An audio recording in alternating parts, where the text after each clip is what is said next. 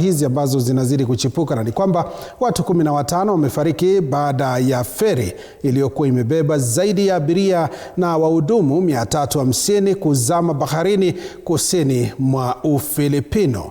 Vikosi vya uokoaji vimefanikiwa kuwaokoa watu 316 waliokuwa ndani ya feri hiyo ya MV Trisha Kestin 3, lakini hadi kufikia sasa watu 28 bado hawajulikani waliko. Feri hiyo ambayo ilikuwa ikisafirisha mizigo na abiria ilikuwa imetoka eneo la Mindao ikielekea kwenye kisiwa cha Jolo kilicho kusini magharibi ya Ufilipino ilipotuma ujumbe wa dharura saa 7 usiku wa kuamkia leo Jumatatu. Maafisa usalama wametaja kuwa tayari uchunguzi umeanzishwa kubaini ni kipi kilichangia kutokea kwa ajali hiyo. Mtazamaji, taarifa hii inaarifiwa utakuwa unaipata kwa kina kadri muda unavyozidi kusonga. Tuangazie mengine. Shughuli za ibada katika kanisa la Pentecostal Assemblies of God PAG mjini Bungoma